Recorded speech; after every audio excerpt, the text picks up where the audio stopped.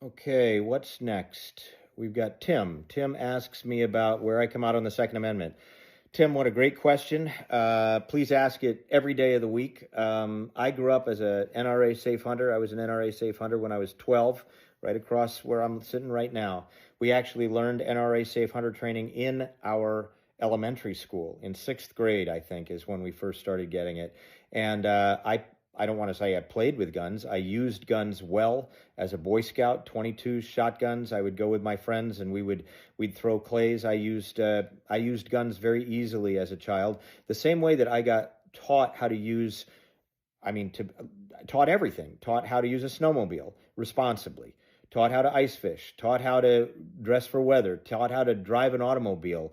Taught how to not disappoint my mother in doing something that I shouldn't have done, okay? All of those things that you learn, the same way you learn firearms, okay? You learn how to store ammunition, take care of your firearm, you learn how to be safe with it, because God knows, none of us wanted to do harm to anybody else. And actually, we were trained in such a way, the NRA does this, we were trained in such a way that we felt that we really needed to be responsible with firearms. That's kind of how we looked at the privilege of using them. So whether it was a rifle or a shotgun, and these days I have sidearms. I in the Navy trained for 10 years on a 9mm. And I have some other sidearms. The bottom line is I'm a gun guy. I'm a member of NRA and Maine gun owners, and I think that the Second Amendment is just absolutely vital. The First Amendment, the Second Amendment were the first, and they were the second because those were the most important rights. You needed the freedom to speak freely, insult people if you wanted. Go ahead and insult me. I get it every day online. It's okay. It's your right.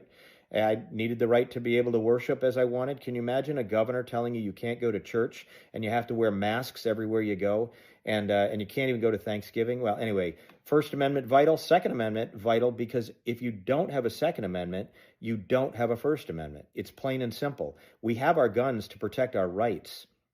Just as simple as that. So if I'm governor, by God, let's get some gun sales up in this state, okay? I'm not in the business of trying to keep people from having their guns. I will get rid of any red flag laws that exist here, and you will not see those come up in 4 years or 8 years if I'm governor and we control the legislature. The idea of taking people's guns away will be something that comes out of the storybooks about the old Soviet Union, okay? Not going to happen on my watch.